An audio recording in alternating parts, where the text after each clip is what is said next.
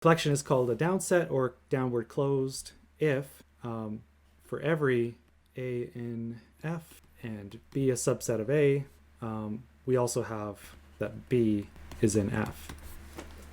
So if you take something in F and remove some of the elements or take a subset, then no matter how you do that, the resulting set is also in F. That's just, so this is just a definition of what a downset is. And then an upset is basically the same thing. I mean, except for instead of going down, we're going up. So instead of taking subsets, we're looking at supersets. So for every A in F and B, which contains A, rather than being contained in A, you also have B is in F. Okay. And the focus of this class is going to be about understanding kind of the interaction between downsets or upsets. Okay, let's look at some examples. Here's a very boring example first. If I take the entire power set of 1 up to n, well, that is a downset and an upset. There's one maybe subtle thing about upsets so I'll go back to the previous slide. I guess what I mean is when I say a superset of A, I don't mean every superset. I guess what I mean is that so a set B containing A such that B is a subset of 1 up to n. So we're always kind of, when we talk about upsets, we're always living in a certain collection. So otherwise, upsets would be, very, very large, right? I think it would be a problem. Yeah. Actually, that's a good point. Actually, kind of that could be another definition, right? Basically, it's like it's a set which is closed under taking shadows, if you take a shadow of anything, it stays inside. It's kind of invariant under shadows in some sense. But yeah, that's a good point. Yeah, that's a good question. Yeah, so if you had something of size k, then all the k-1 subsets are in there, and the shadow of those sets, and so on and so forth. Yeah, so that's maybe a connection to shadows. Okay, so yeah. So if I take the whole power set, that's an upset and a downset. What if I take the sets of size at most k, right? Well, this is a downset because, any subset of a set of size at most k also itself has size at most k. So that's a downset in that case. Okay, let's do a poll. So, right, let F be the collection on the slide. So this collection in number 3. So F is the set of all A, where A is a subset of 1, 2, 3, 4, 5, such that A is contained in 1, 3, 4, 5. So this is an upset, a downset, both, neither. So we want to think about if I have something which is in this family and I take a subset, will that also be in this family? So I think the point here is what happens if I take so suppose A is in F, right? That means A is a subset of this thing. And suppose I take a subset of A. I want to know, does that also satisfy the property? So this is for checking if it's a downset. And the answer is yes, right? Because if A is a subset of this and B is a subset of A, then B is a subset of this by transitivity of the subset relation. So, but if you go the other way, right? If A is a subset of 1, 3, 4, 5 and B is a superset of A, does it mean that it's a subset of 1, 2, 3, 4, 5? Well, maybe it's not, right? Because I could take A equals just the set containing 1 or something, and let's say B is 1, 2, then A is in the family, but B isn't. So it's so the conclusion is that this is a downset, set, not an upset. That's just going through the definition. Okay, what about if I take the collection of all sets A, such that the number 1 is in A? Yeah, this is funny that the word upset is also the word upset. Yeah, you can be upset about thinking it's an upset. Okay, so what about the things that have 1 in it?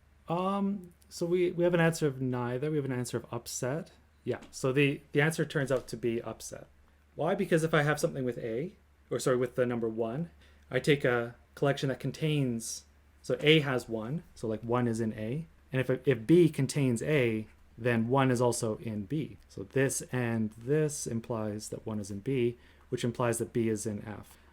But again, when we're dealing with upsets, I guess what I should say here is that B is a subset of N, which contains A. Otherwise, it can get confusing. Yeah. So that might be the confusion here. I think is about understanding so the definition is not. So what I'm not saying is that I'm not saying that everything in F satisfies So this is not the definition. So here's a kind of a non-definition. So this is not the definition of upset. So here would be a kind of incorrect definition. So if I said that if for all A and B in F, you have A a subset of B, for example, right? So this is not the definition of an upset. This is almost the definition of a chain, kind of, right?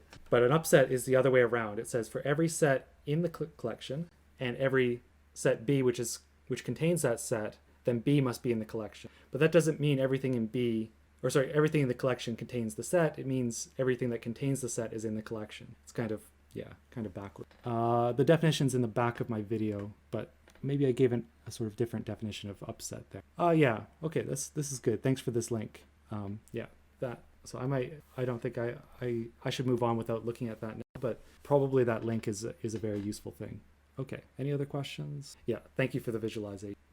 Okay, so what we want to do is understand, so I decided to make a poll here.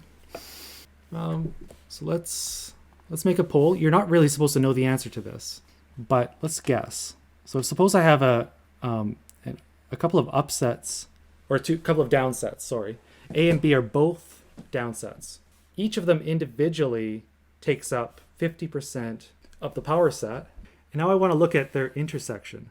And I want to ask, how much of the intersection do you think how much of the power set does their intersection take up? So I want the minimum possible. And you're not supposed to know the answer to this, really, but that's the question we're going to address in this lecture. So can we guess what the answer would be?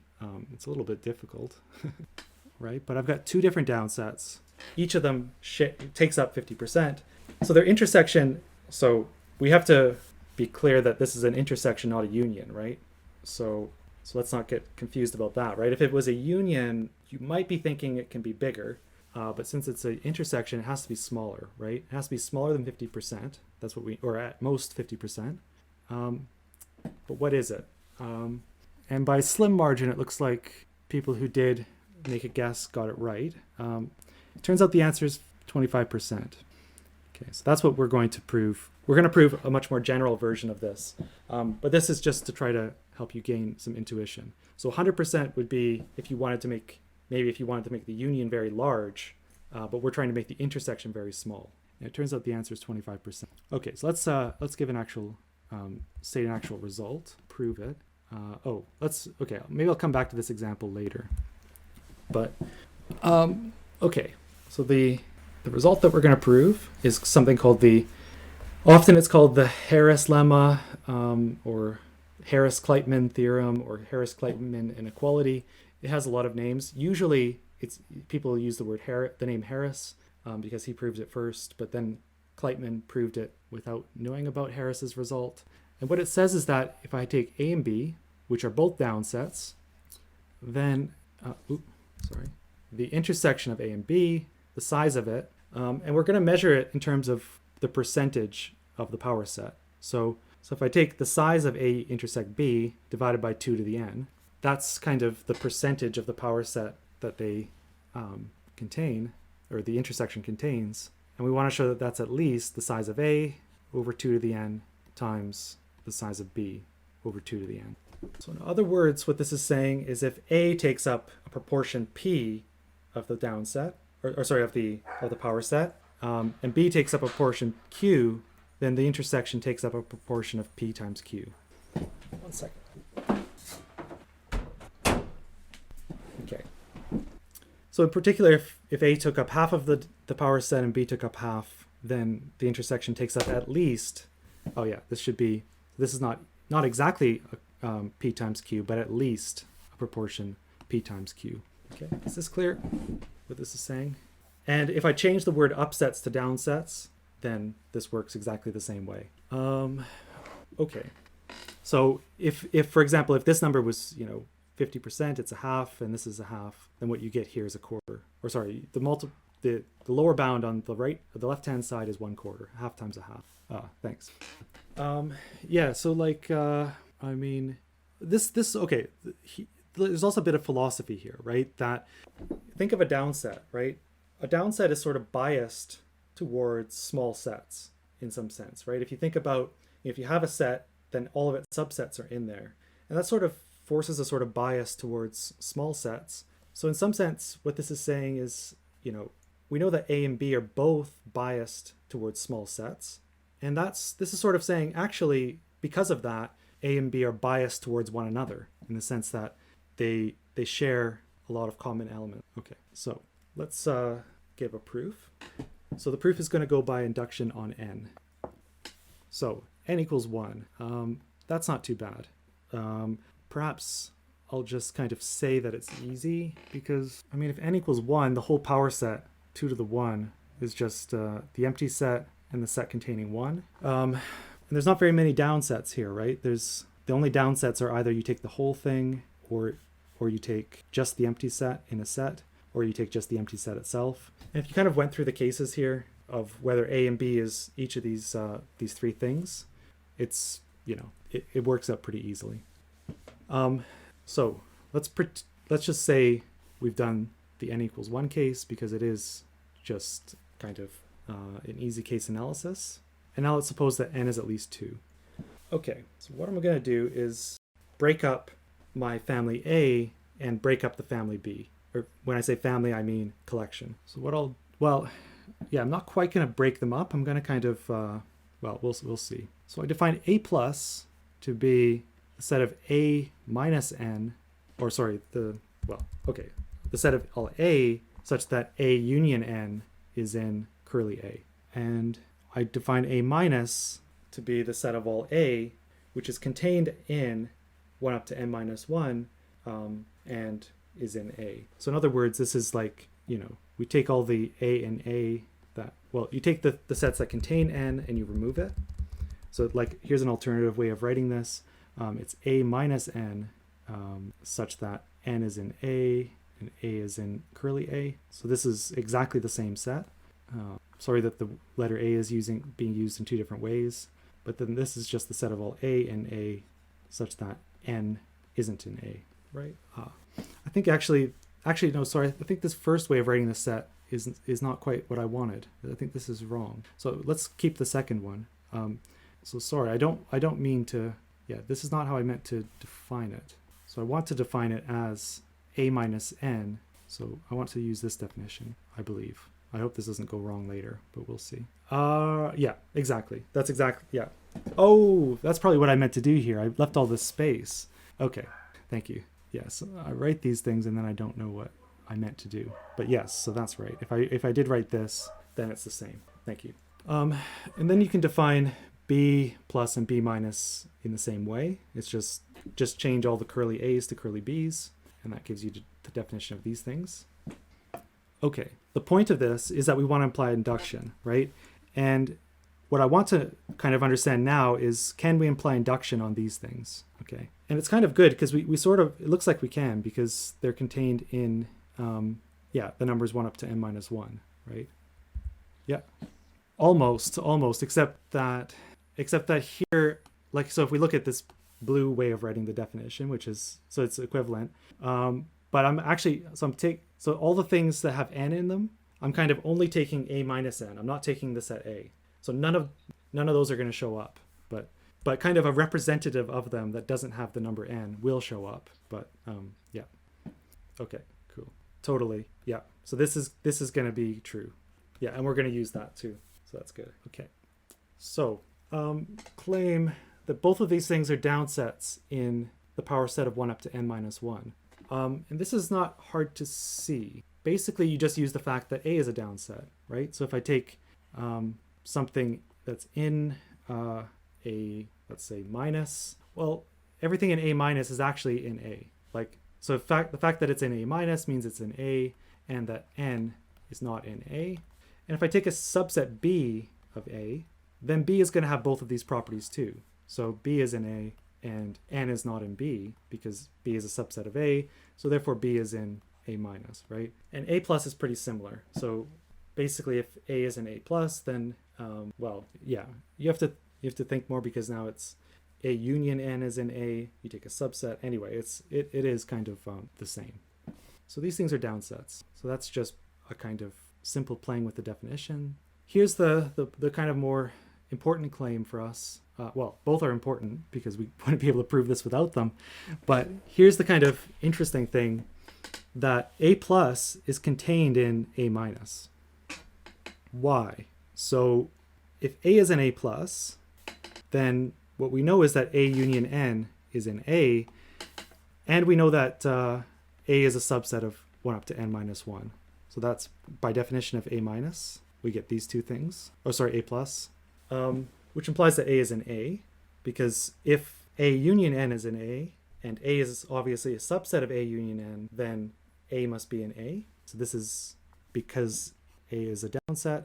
And then finally, that implies that A is in A minus, because it's a set that doesn't contain N, and it's in A. So this is something which sort of happens only because we're dealing with downsets.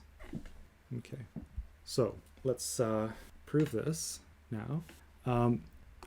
So here's an observation. This is kind of related to the observation we were talking about before about how, well, maybe it's not so related to that. If I look at A intersect B, or curly A intersect curly B, so A and B have some common elements, I guess, probably. And some of those common elements contain N, and some of them don't. If I count up the common elements of A and B that contain N, it's not hard to see that that is exactly counted by this value. So okay, so to be clear here, the sets in A plus and B plus, they don't contain N themselves. But remember, they're sort of in one-to-one correspondence with the sets in A that do contain N. So yes, thank you. There should be a minus here. Typo. Yeah. Right, so basically this counts the common elements of A and B that contain N, and this one counts the common elements of A and B that don't contain N. Okay, so by induction, because both of these things are downsets in the power set of 1 up to N minus 1, we can write, so A plus intersect B plus. So what's the inequality we know? So I'm going to take the original inequality and multiply it by some. So the original inequality was A intersect B. So this is what we're trying to prove. If I multiply everything by 4 to the n, it becomes 2 to the n A intersect B. Yes, maybe I will. So this is okay. This is going to be. I'm gonna kind of write this a little bit differently than I intended. Yeah. Let's do it a little bit differently. So if I multiply everything by 4 to the n, what I get is this, right? So this is the same as what I'm trying to prove. And so by induction, I can assume something like this for the previous case. So I'm going to start here actually with 2 to the n A intersect B, 2 to the n A plus B plus, and 2 to the n A minus B minus. Okay, hopefully this hasn't caused too much confusion. But I'm trying to prove this, which is the same as it's equivalent to this, just by multiplying. Okay, by induction, what I get to say is that if I had 2 to the n minus 1 A plus B plus, that would be at least the size of A plus times the size of B plus. Except here I've got a 2 to the n instead of a 2 to the n minus 1, so I still have an extra 2 here. And then here I've got a 2 times A minus times B minus. For some reason, whenever I try to write a curly B, I write a curly D. And this is just by induction on n. Okay, so it's just applying kind of this inequality where there's an n minus 1 instead of an n. Is that clear? Okay, it's not clear.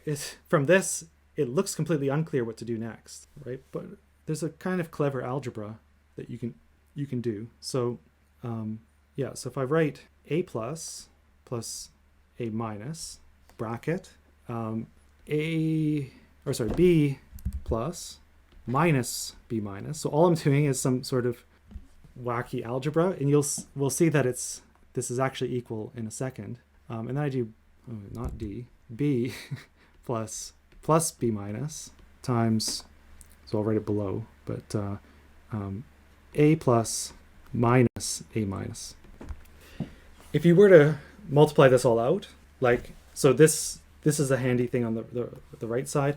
If I had 4 variables, x1, x2, y1, y2, if you take, basically if you take x1, x2, or x1 plus x2 times y1 plus y2, you take this thing, and you expand it out, you see that the cross terms, the kind of cross terms cancel out in some sense. I think I'm doing this, something here is wrong. Which of these things is wrong?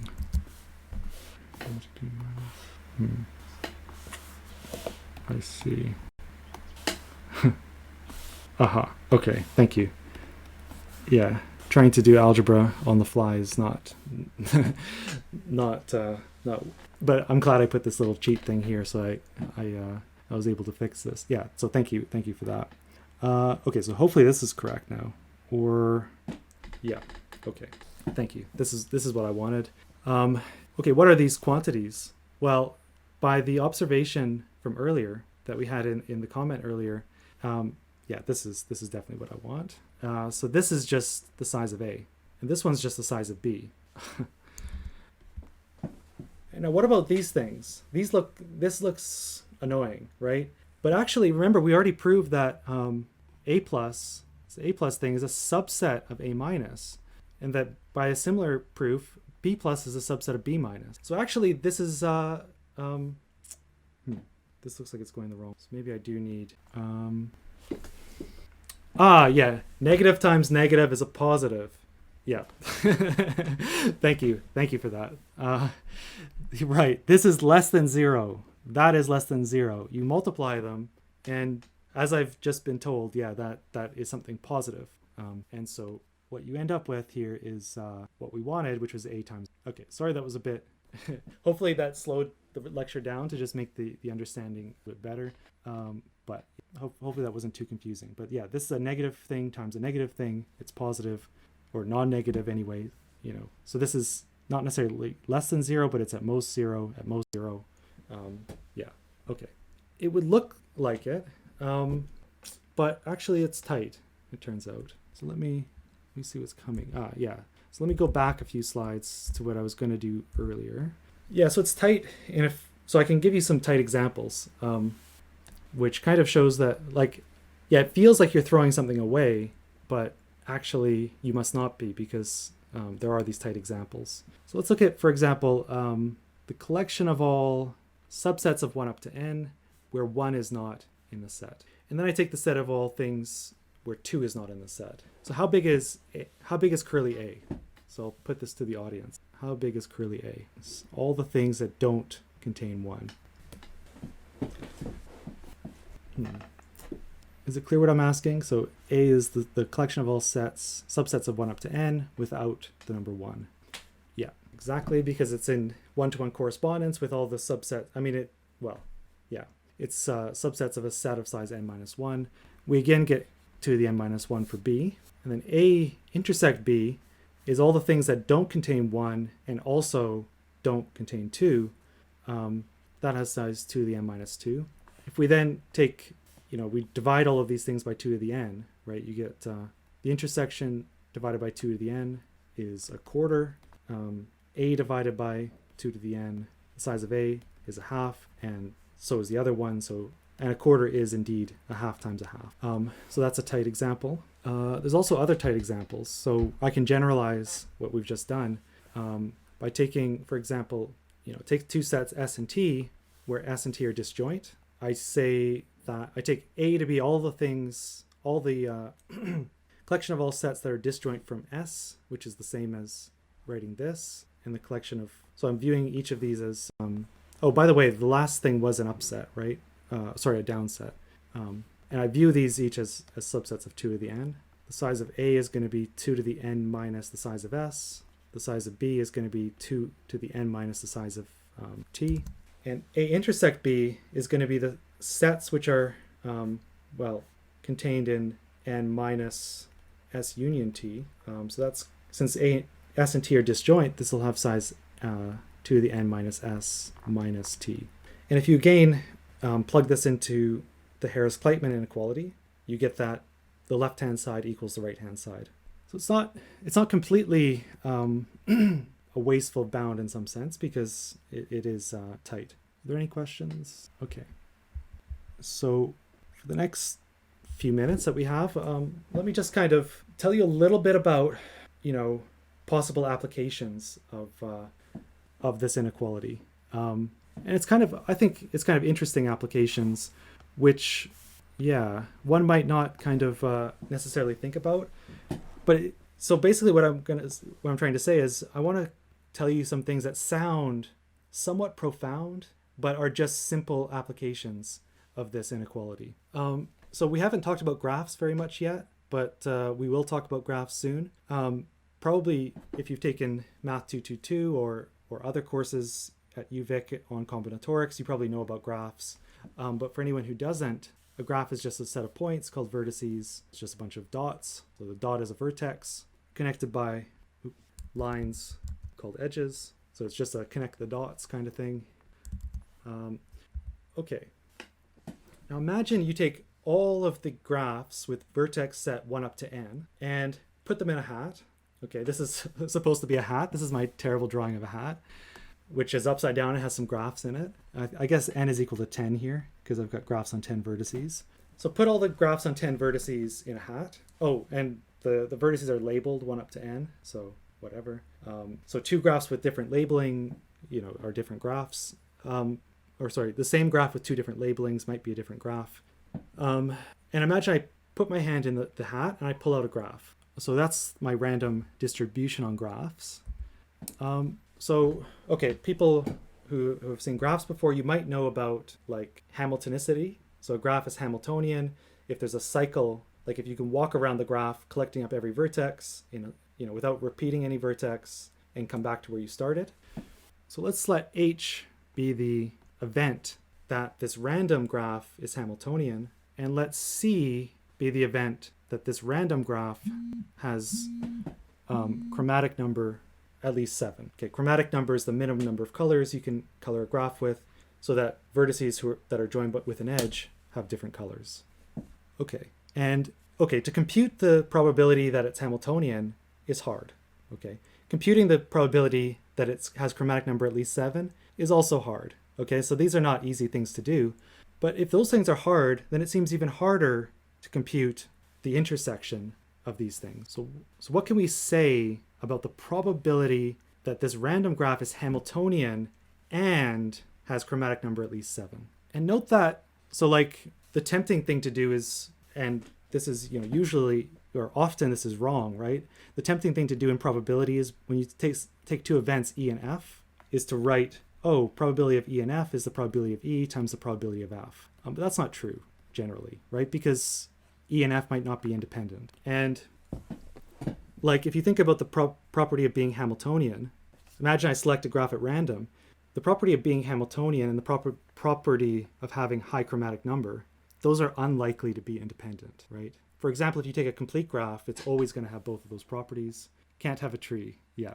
A tree won't be Hamiltonian or have that property. But basically, in some sense, both of these properties, being Hamiltonian and chromatic numbers that's high, they both like edges, right? They're both positively, if you put more edges, both of them, the likelihood of being Hamiltonian or having a high chromatic number goes up, right? So anyway, so if I wanted to understand the probability of both of these things happening, it would be great if they were independent. I could just write the product, but they're not independent. So what do you do, right?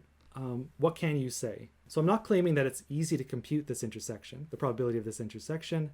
It's hard to compute the probability of any of these things, but by the Harris Kleitman inequality, it's actually not hard to say something about this probability. So what's a graph? I mean, in some sense, a graph on n vertices, you can think of as being take the complete graph on n vertices, so all the subsets of size 2. So that's what a complete graph is, right? It's every edge is present, so every subset of size 2 is present. And a graph is just taking a subset of the edges, right? So a graph is an element of the power set of the edge set of the complete graph. So a graph is an element of this family, or of this power set, because a graph is just a set of edges, and a set of edges is just a subset of the edges of the complete graph. And now if you think about this Hamiltonianness, well, that's an upset, because if I have a graph which is Hamiltonian and I add an extra edge, it remains Hamiltonian. Similarly, if I have a graph with chromatic number at least 7 and I add an edge,